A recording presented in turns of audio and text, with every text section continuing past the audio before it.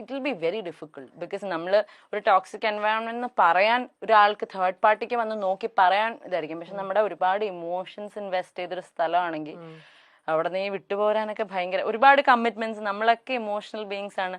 നമ്മുടെ പല കാര്യങ്ങളിലും വൾണറബിൾ ആയിട്ടായിരിക്കും പല സാഹചര്യങ്ങളിലും നമ്മൾ നിന്നുകൊണ്ടിരിക്കുന്നത്. പല സൊസൈറ്റീനെ ചിന്തിച്ചിട്ട് എന്റെ ഒരു ആത്മാർത്ഥത, എന്റെ ഒരു എന്നാലും എന്റെ ഒരു ബെസ്റ്റ് അല്ലേ ഞാൻ കൊടുത്ത്, ഇങ്ങനത്തെയൊക്കെ പല കാര്യങ്ങൾ വിചാരിച്ചിട്ടായിരിക്കും വർക്കിലാണെങ്കിലും കേട്ടോ. ഇപ്പൊ ഒരു ജോലിക്ക് പോവാണെങ്കിൽ അവിടെ ഞാൻ എന്റെ ഏറ്റവും ആഗ്രഹിച്ച ജോലിയാണെങ്കിലും അത് എന്നെ ഭയങ്കരമായിട്ട് തളർത്തുകയാണെങ്കിൽ we have to be strong enough to get out of it. Toxic environment നമുക്കൊന്നും ചെയ്യാൻ പറ്റില്ല, നമുക്ക് അവിടെ നിന്ന് വിടാനേ പറ്റുള്ളൂ.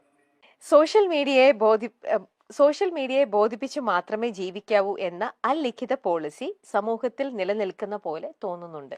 അത് നന്നായിട്ട് തോന്നുന്നുണ്ട്. ഞാൻ എപ്പോഴും എൻ്റെ ചേച്ചിയായിട്ട് ഞങ്ങൾ ഉണ്ടാവുന്ന ഒരു കോൺവെർസേഷനാണ്. അതായത് ചേച്ചിയുടെ ഓൺലൈൻ ഇതിനകത്തൂടെ വന്നിട്ട് എപ്പോഴും എന്ത് വന്നാലും ഹാപ്പി ആയിട്ടുള്ള പോസ്റ്റേ ഇടുള്ളൂ. പക്ഷെ I always teller, if you are എന്തെങ്കിലും ഒരു റോങ് റൂമറോ എന്തെങ്കിലും വരികയാണെങ്കിൽ അത് അഡ്രസ്സ് ചെയ്യണം. എന്നിട്ട് ഇപ്പൊ സത്യം പറയണം, വളരെ ജെനുവൻ ആയിട്ട്. ഇപ്പൊ ഞാൻ റീസെന്റ് വേറെ ഇടത്തിൽ ഞാനത് പറഞ്ഞായിരുന്നു. ശരിക്കും പറഞ്ഞാൽ നമ്മൾ നോക്കുമ്പോൾ ഇപ്പൊ നമ്മളിപ്പോ ഭയങ്കര നല്ല കാര്യങ്ങൾ ചെയ്യുന്ന ഒരാളാണ്, ഈ ഒരു ഇമേജ് മാത്രം പുറത്ത് കാണിച്ചാൽ ആൾക്കാർക്ക് നമ്മളെ ഇഷ്ടപ്പെടും. പക്ഷെ നമ്മൾ വളരെ ജെന്യുവൻ ആയിട്ട് നമ്മുടെ നമ്മൾ പാളിയ ഡെസിഷൻസ് ആണെങ്കിലും നമ്മുടെ എന്തെങ്കിലും നിലപാടുകളാണെങ്കിലും വന്ന് പച്ചയ്ക്ക് പറയുന്ന ആൾക്കാർക്ക് ഭയങ്കര വിമർശനമായിരിക്കും. നേരെ മറിച്ച് ഒരു പ്രശ്നം ഉണ്ടായതിന്റെ തൊട്ട് പറയാം, നമ്മളൊരു 10-20 വീഡിയോ ചെയ്യാണ് നന്മ കാണിച്ചുകൊണ്ട്, you are sorted, it's A good person, അയ്യോ ഇയാളൊക്കെ ഇങ്ങനെയൊക്കെ ചെയ്യോ, അയ്യോ പാവം, അങ്ങനെ ചിന്തിക്കുള്ളൂ. അപ്പൊ ശരിക്കും പറഞ്ഞാൽ സോഷ്യൽ മീഡിയനെ ബോധിപ്പിച്ചത് തന്നെയാണ് ഇനിയുള്ള ജനറേഷൻ ഇതിനകത്തേക്ക് ഇറങ്ങുവാണെങ്കിൽ, ഈ ലൈം ലൈറ്റ് അല്ലെങ്കിൽ ഈ ഷോബസിലേക്ക് ഇറങ്ങുവാണെങ്കിൽ ഇനിയുള്ള ജനറേഷൻ എങ്ങനെ സോഷ്യൽ മീഡിയക്ക് കേറ്റർ ചെയ്യാൻ പറ്റുന്ന ഒരു ഇമേജ് ഉണ്ടാക്കിയെടുക്കാൻ പറ്റും, അല്ലെങ്കിൽ പ്രോപ്പർ PR വർക്ക് ഇതെന്താന്ന് പഠിച്ചിട്ട് ഇറങ്ങുക. അല്ലെങ്കിൽ ലൈഫ് ലോങ് നിങ്ങൾ ജെനുവൻ ആയിട്ട് നിന്നുകൊണ്ട്, പഴയ കാലത്തൊക്കെ നമ്മളെ പഠിപ്പിക്കുന്ന ഒരു കാര്യമാണ് നിങ്ങൾ എന്താണോ അങ്ങനെ നിൽക്കുക. ഇനി അതൊന്നും നടക്കില്ല.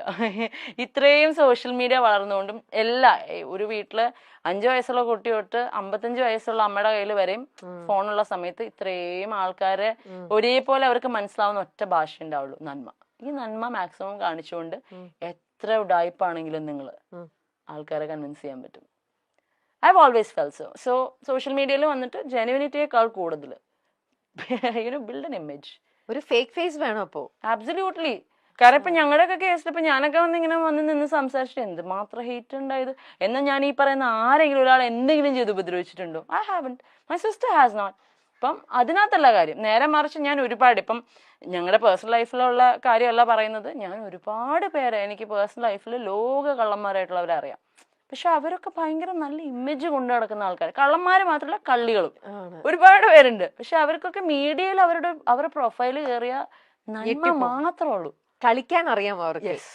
That thing we have to ഒന്നല്ലെങ്കിൽ പഠിക്കുക, അല്ലെങ്കിൽ ഇന്ന് മാറിയിക്കുക, അല്ലെങ്കിൽ 3 ഓപ്ഷനേ ഉള്ളൂ. ഒന്നല്ലെങ്കിൽ കള്ളത്തരം കാണിച്ച് നിൽക്കാറിയാം, അല്ലെങ്കിൽ ഒരു പുതിയൊരു പേഴ്സോണ ബിൽഡ് ചെയ്യുക, അല്ലാന്നുണ്ടെങ്കിൽ ഇതൊക്കെ എടുത്തോണ്ട് മുമ്പോട്ട് പോവുക. ഇപ്പൊ ഞങ്ങൾ ആ 3ാമത്തേല് കുറെ കാലമായിട്ട് അങ്ങനെ. പിന്നെ ഞങ്ങൾ ഒരു കള്ളത്തരം കാണിച്ച് തുടങ്ങിയിട്ടും കാര്യമില്ല, അത് ഏക്കില്ല. അപ്പൊ നമ്മൾ ട്രൈ പോലും ചെയ്യുന്നില്ല. അപ്പൊ ശരിക്കും കളിക്കാൻ അറിയാവുന്നവർ മാത്രം ഇറങ്ങേണ്ട ഒരു ശരിയല്ല. ഞാൻ പറഞ്ഞത് ശരിയാണെന്ന് ചേച്ചിക്ക് തോന്നുന്നു. സർവൈവൽ ഓഫ് ദ ഫിറ്റസ്റ്റ് എന്ന് പറയുന്നത് ഇപ്പൊ കലിയുഗം, ഇവിടെ വേറെ ഗെയിംസാ അതിന്റെ ഒപ്പം ഞാൻ ഒന്നാമതൊരു സോഷ്യൽ മീഡിയ പേഴ്സൺ അല്ലേ, ഇതൊക്കെ കൂടെ കേൾക്കുമ്പോ നമുക്കൊക്കെ ഒരു രീതിയിലും ഹാൻഡിൽ ചെയ്യാൻ പറ്റാത്ത വേറെ ടൈപ്പ് ഒരു ലോകം തന്നെയാണ് ഇതെന്ന് പറയണത്. ബാപ്രേ. എന്നെങ്കിലും നിങ്ങളെ എല്ലാവർക്കും മനസ്സിലാകും എന്ന വിശ്വാസത്തിൽ മറ്റുള്ളവരെ കുറിച്ച് ചിന്തിക്കാതെ നമുക്ക് മുന്നോട്ട് പോകാം. അങ്ങനെ അതാണ് ഞങ്ങളുടെ ആ ഒരു വേർഡ് ഉണ്ടല്ലോ, ഹോപ്പ്. കാരണം നമ്മുടെ ഉള്ളില് എപ്പോഴും പറയും, സത്യം എന്തൊക്കെ വെച്ച് അടച്ചു വെച്ചാലും അത് പുറത്തു വരും. അതുപോലെ ഒരു ഡയമണ്ട് എത്ര അഴുക്കിനടിയിൽ ഇട്ടാലും നമ്മൾ തുടച്ചെടുത്ത് കഴിഞ്ഞാൽ ഇറ്റ് വിൽ സ്റ്റിൽ ഷൈൻ. അപ്പം ഞങ്ങളുടെ വീട്ടിൽ എൻ്റെ അച്ഛനമ്മയൊക്കെ ഒരുപാട് വിഷമിച്ചിരിക്കുമ്പോൾ അവർ പറയുന്നത്, നമുക്കൊരു ദിവസം വരും, ആ ദിവസത്തിന് വേണ്ടി വെയിറ്റ്. അത് പറയുമ്പോൾ എനിക്ക് ഇമോഷനാവും. Wait for that day and will wait. അത് ഇത്രയും ഡീപ്പായിട്ട് കുറെ കാര്യങ്ങൾ പറഞ്ഞപ്പോഴത്തേക്ക് അത് കയ്യിൽ പോയതാ. ഇല്ല, ഐ ക്യാൻ അണ്ടർസ്റ്റാൻഡ് അബ്രാമി. ആ ഒരു ഇപ്പൊ ഞാനും ഇത്ര പുറമേ നല്ല ഇത്ര നാളും നിങ്ങളുടെ പ്രോബ്ലംസ് കണ്ടുവരുന്നത്. ഇപ്പം when I'm talking to you, ഇത് ആ ഒരു ഇതിനോട് പറയുമ്പോ ഇത് എനിക്ക് അഭിരാമി എത്ര ചിരിച്ചോണ്ടാണ് പറയുന്നെങ്കിലും എനിക്ക് ആ ഉള്ളിന്ന് അതിന്റെ ആ ഒരു മാസ്ക് ഇച്ചിരി പൊട്ടിപ്പോകുന്നു അതാ കരഞ്ഞ്.